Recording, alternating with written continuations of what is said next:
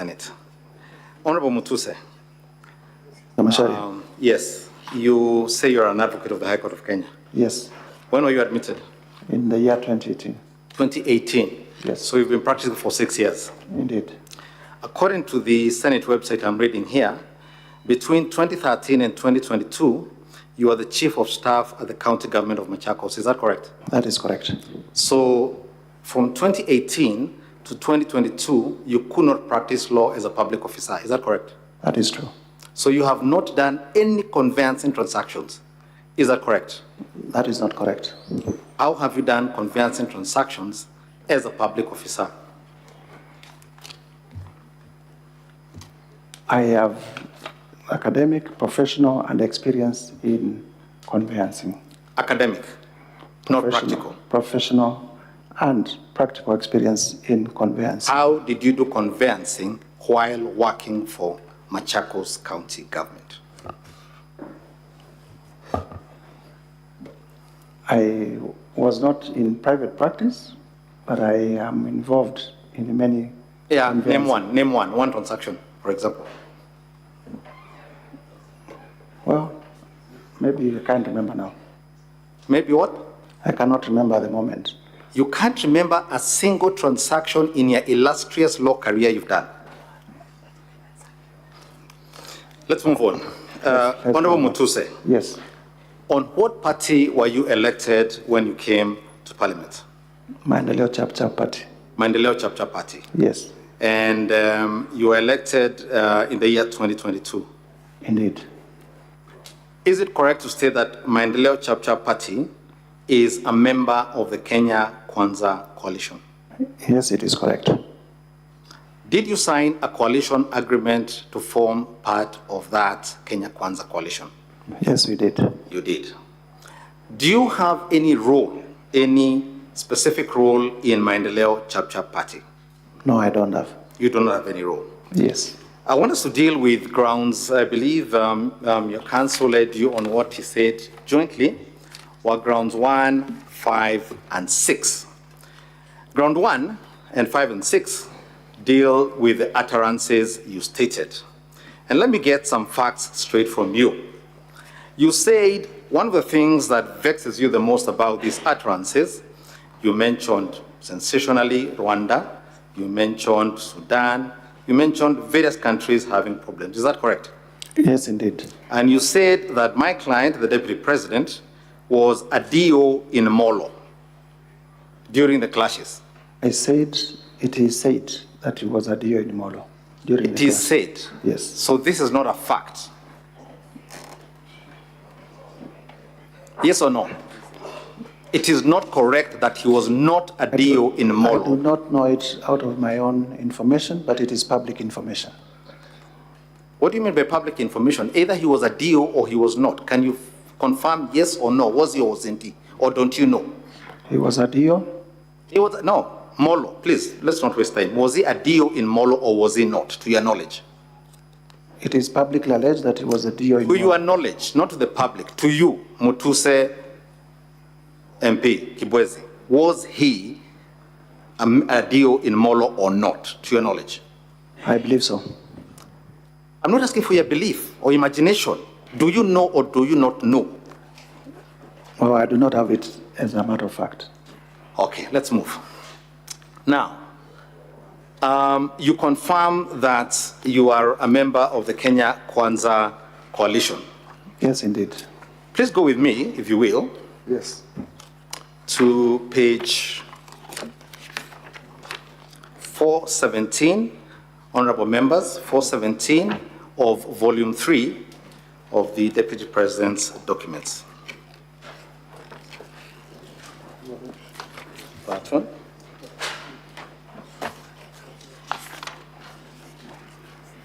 And as you put a finger there, Honorable Mutuse, honorable members of the Senate, Mr. Mutuse, if you'd go with me to page 6 of volume 1, this is the special motion.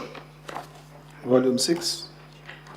I said page 417, keep a finger there, page 417 of volume 3. These are annexures in support of His Excellency the Deputy President. Yes. And then volume 1, which is your motion. at page 6 of 85. But let's begin with page 6 of 85.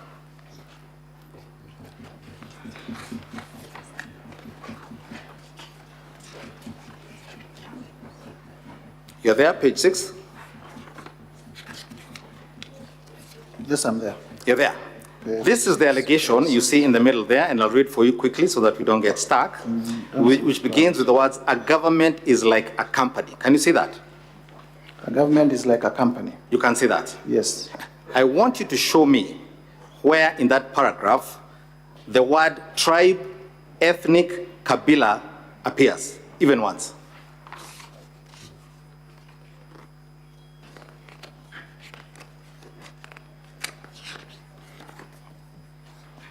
It is not there. Go to page 7, overleaf. Can you see the sentence beginning, haiwezekani mtu ambaye alikuwa akikupiga kelele akichunga? Can you see that? Yes. Show me where the word kabila, tribe, or ethnicity appears. It is not there. Paragraph 13. A government is like a company. Can you see that at page 7? Yes. Show me where the word tribe, ethnic, or kabila appears. It is not there. Let's go to page 8. Sisi lazima tungeangalia nyinyi. Hii serikali ni kampuni na hii ni shares. Si ndio? Can you see that? Yes, I can see that. Show me where the word tribe, kabila, ethnic appears. It doesn't appear. Paragraph 15, does it appear? What? At paragraph 15, at page 8 of 85. What does not appear? The same words, kabila, ethnic, tribe. No, they don't appear. They do not appear. And finally, at paragraph 16, at page 9 of 85. You can see that? Let me read through.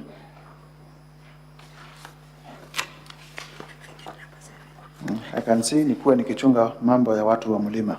Very good. So Mlima is a tribe. Is a region. Is a region.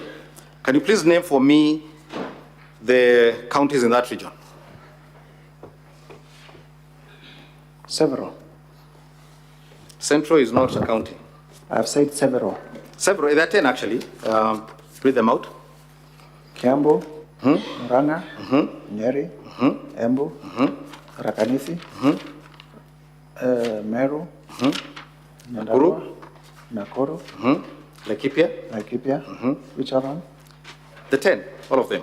Okay. Now, do all those 10 counties have one tribe?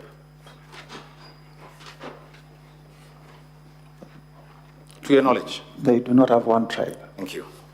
Now, would you agree with me that the government or the party or the coalition that is the majority in the Senate and in the National Assembly is the Kenya Kwanza coalition? Yes. So the ruling party is Kenya Kwanza? The ruling coalition. Is the ruling coalition? Yes. And they rule because they are a majority? Yes. You agree with that? Indeed. Very good. Now, to your knowledge, if you now go with me to page 417, is a letter, can you see that? Page 417 of volume 3 Yes. of the Deputy President's documents. Can you see that? Yes. It is addressed to the Office of the Registrar of Political Parties. Yes. And it is signed by our professional colleague, Professor Kithure Kindike. Can you see that? Council for Kenya Kwanza Alliance Coalition. Yes. You can see that. Yes. In the middle is a paragraph beginning with subsequently. Can you please read out for me the parties that were constituent parties of Kenya Kwanza? Subsequently, on 12th April 2022, the following political parties were admitted and signed to join the coalition pursuant to Article 24 of the Coalition Agreement. Chama cha Kazi, Communist Party, Devolution Party of Kenya, Economic Freedom Party, Farmers Party, the Service Party, Tujibebe wa Kenya Party, Umoja na Maendeleo Party of Kenya, Democratic Party of Kenya. Thank you. If you go with me to the first of those coalition agreements, it is to be found at page 418. Can you see that? Yes, I am there. At the very top there, under the date, who are the constituent, who are the parties that have signed this agreement? United Democratic Alliance Party and Amani National Congress Party and Ford Kenya Party. Thank you. If you'd go with me to page 420, a few pages from there. Page 420, I'm there. Paragraph C, Article 5, Paragraph C. Please read that out fairly quickly. The validity or legality of this agreement may not be subject to challenge by any founding or future coalition member party or their respective individual party members before any organ of the coalition. And Paragraph D? Any constitution, rules, regulations, or guidelines, whatever the nomenclature of founding or future member parties, which is not inconsistent with this agreement, is null and void to the extent of the inconsistency. So this is the master agreement of the Kenya Kwanza coalition. Is that correct? Yes or no? It is correct. Thank you. Do you know why these agreements are signed and under what law they are signed? Yes, I know. Please tell us. They are signed under the Political Parties Act for various reasons. Number one is... No, I asked you the law. Now, do you know what specific section requires a coalition agreement and what is to enter into a coalition agreement? Well, not off it, but I know. Schedule 3. Does that ring a bell for you? The Schedule 3 is what states what the elements of a coalition agreement. As a member of the Kenya Kwanza coalition, according to you, yes, are these agreements of your coalition drawn in accordance with the law? Yes, they are. So they are lawful? Yes, indeed. They are enforceable? See at Article 21, the functions of the Deputy President is to chair committees, oversee implementation of cabinet decisions, and so on. Would you know whether this particular section was implemented or not? In terms of the functions of the Deputy President? Yes. Would you know? Yes. To the best of my recollection, it was put into effect through an executive order. So that was also implemented? Yes. Go with me to page 428. Page 428? Yes. We are here. F. Can you see F at the top there? Yes, I can see F. A and C shall nominate the Prime Cabinet Secretary for appointment by the President of the Republic. Did the leader of ANC, was the leader of ANC nominated and appointed as the Prime Cabinet Secretary? Indeed. That is correct. Prime Cabinet Secretary and Cabinet Secretary for Foreign Affairs. You can confirm the name. What's the name? His name is Musalia Mudavadi. Mudavadi. Yes. Very good. And the functions you see at J and I, was that also implemented? Yes, they were implemented. Very good. Let's go to page 429. Page 429, yes. Paragraph L at the top. Paragraph L at the top. Ford Kenya shall nominate the Speaker of the National Assembly for election in accordance with the Constitution. Did Ford Kenya nominate and was the nominee in fact elected as the Speaker of the National Assembly? Indeed. Indeed. That was also implemented? Yes. Very good. Now, let us go to N. Please read out for us N. ANC and Ford Kenya shall have 30% share of the positions in the national government, including cabinet secretaries, principal secretaries, ambassadors, high commissioners, heads of diplomatic missions, chairpersons of state corporations, directors of state corporations, and chairpersons and commissioners of constitutional commissions, provided that their for sale 30% share positions in the national government shall be shared equally between ANC and Ford Kenya. Who would be the appointing authority for those positions? Well, different office orders. Remember, you're a lawyer. Some by the president. Yes. Others by cabinet secretaries appointed by the president. And others through Public Service Commission by way of competitive. Now, but ANC and Ford Kenya were promised 30% share positions in all these positions. Indeed. Is that correct? Yes. Now, they have a 30% share.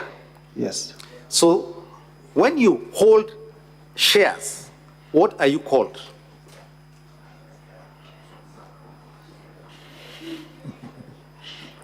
Okay. In a company, they are called shareholders. I do not know what they are called in a political party. I'm talking about English. When you hold shares, what are you called? shareholder. Thank you very much. So ANC and Ford Kenya are 30% shareholders in Kenya Kwanza, correct or not? They are 30%. You have just told us when you hold shares, you're a shareholder. Please, Mr. Mutuse, do not fear. Speak the English. Okay, they are 30% shareholders. They are 30% shareholders? Yes. Thank you. Let's go to Article 22. But not in a company. Mr. Mutuse, please answer the questions when you asked. Let's go to Article 22. My apologies. Let's go to Article 22. Please read paragraph, the one that begins with pursuant. Pursuant to the principles of equity, national development, and fair allocation of national resources, the Kenya Kwanza Alliance administration shall endeavor to fulfill the following developmental obligations in the ANC and Ford Kenya strongholds of Western Kenya within the electoral period starting 2022 and ending in 2077 on a priority basis. Stop there. Please tell me, what are the ANC and Ford Kenya strongholds in Western Kenya? As a member of the coalition, please tell us. Come again? What are the Ford Kenya and ANC strongholds in Western Kenya? Western Kenya. Yeah. Read for us the counties. Or you want counties? Of course. That would be the county of Bungoma, the county of Kakamega, the county of Vihiga, the county of, which other one? I am the questioner, you're the motion mover. Please answer. Now, Primarily those ones. these are priority projects for one region, correct? Yes. And this is a shareholders agreement, correct? This is a coalition agreement. Coalition agreement. It says shares. You've just told us that here yourself. Because it has a heading. Now, let's read the projects. Go to A. Completion of all existing incomplete or stored bitumen road projects within the aforesaid counties is at 9th August 2020. Let's stop. These are projects for one region, correct or not? Yes. Would you say, as you have alleged here, that by Kenya Kwanza focusing on one region, certain projects, what you're accusing the deputy president of saying must be implemented, how does that cause disunity or ethnic strife? As a member of Kenya Kwanza, you're a member, you're the one who said this. Tell us what you had in mind. This is in promotion of regional inclusivity of all regions in the national development. But we're talking about Western here. Can you please show me in this document where other regions are mentioned? Please go through it quietly. Take a minute. It ends at page 433. It starts at page 418. Show me one other region mentioned there by name in the whole document.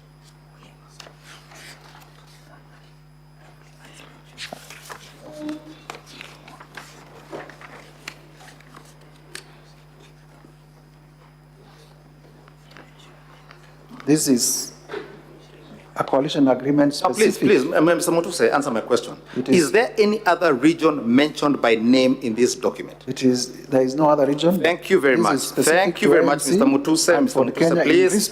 Mr. Mutuse, please answer. Region. Focus to my question. Is there any other region? Not in this document. Thank you very much. That was my simple question. Let's go to page 434.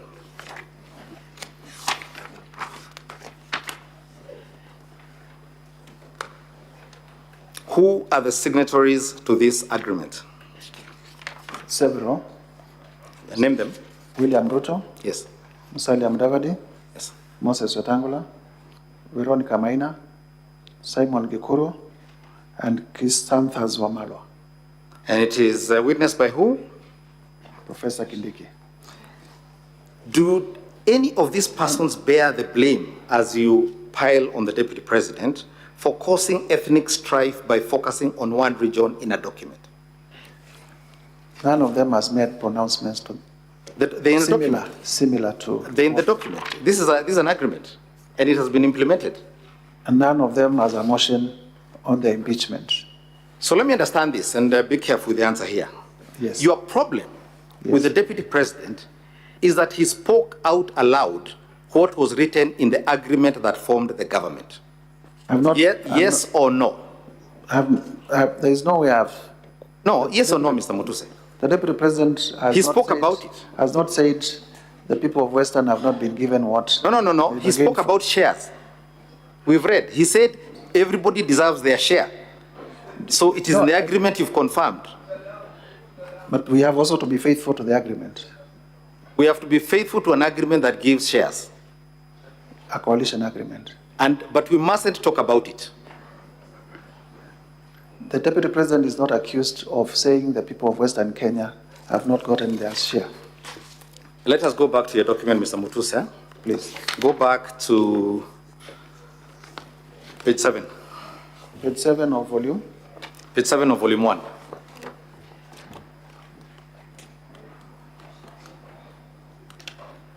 Yes, there we are.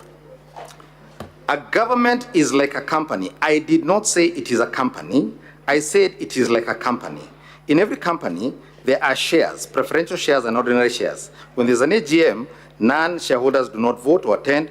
When there are dividends to be divided, they're divided according to the number of shares. This is the truth. A government. And this is the government being formed here. So,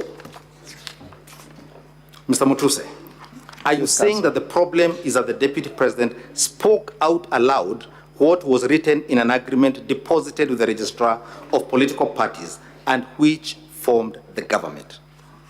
I am not saying that because there is nowhere in the coalition agreement we spoke about a company. All right, let's move on. Let's go to the agreement at page 435. Yes. Can you see that? Yes, I can see it. What is this agreement? Who are the parties to this agreement? Kenya Kwanza Coalition Yes. and Pamoja African Alliance Party, Yes. otherwise abbreviated as PAA. PA. Let's go, if you don't mind, Yes, to page 438. page 438. Yes. Yes, Can you see Article 7? yes, I can see Article 7. Please read what it says. Priority projects and programs. Upon winning the presidential election scheduled for 9th August 2022, the coalition administration shall ensure the following within the 2022-2027 development cycle. You want me to read all? Or let me make it short for you. Between Article 7A Yes, and 7I, yes. I want you to tell me whether any other region other than coast is mentioned in those priority projects. This is page 438 of volume Want me to check? a volume minute to 3. read? Want me to take a minute to read? No, just please flip through in a second. It shouldn't be long.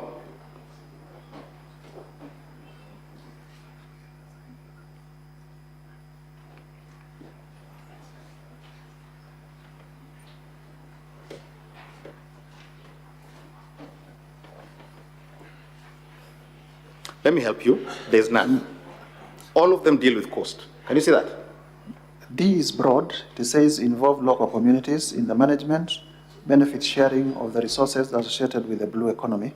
Do you know what blue economy refers to? Yes, I do. Is there a blue economy in Makueni? There is a blue economy in Kisumu. Very good. So this deals, other than the D, the rest of it is all cost. Well, reverse operational changes that have been carried out in the recent past, whose effect has been to relocate some of the core activities. Well, basically, cost, but also with a national, with a national nature. You can read them for yourself, their cost. Now let's go with me to Article 8 at page 439. Page 439, Article 8. 8A. It says that PA shall nominate a candidate for the Speaker of the Senate. Can you see that? Yes, I can see that. Page 439, paragraph 8A. You can see that? Yes, I can see that. Did the candidate nominated by PA in fact become the Honorable Speaker of the Senate? Indeed. He did. Let's go to Article 9. Please read Article 9A. Sharing of responsibilities in the national government. Upon the coalition winning the presidency of the Republic of Kenya in the general election scheduled for 9th, PAR shall submit one qualified nominee for appointment as Principal Secretary in accordance with the applicable law and procedure for appointment. So PAR was allocated one principal secretary position as its share of national government. Is that correct? According to this agreement, yes. Thank you. Let's go to a very interesting one. Go to paragraph 9C. Yes. Please read 9C. PAR shall be entitled to nominate other qualified persons for appointment for positions in the national government, including principal secretaries, ambassadors to high commissioners, chairpersons of state corporations, chairpersons of constitutional commissions, and other appointive officers commensurate with the number of members of National Assembly and senators that will be elected on PAR ticket vis-a-vis the total number of elected under the ticket of other coalition constituent parties. In simple English, when the number of the national government positions for PSs, ambassadors, state corporations, and etc., including constitutional commissions and other appointing offices, will be allocated to PAR commensurate with the number of members of National Assembly and senators. Doesn't that mean that PAR will be allocated positions based on how well it does in the election? Yes or no? Yes. Let us go to page 440 again and 441.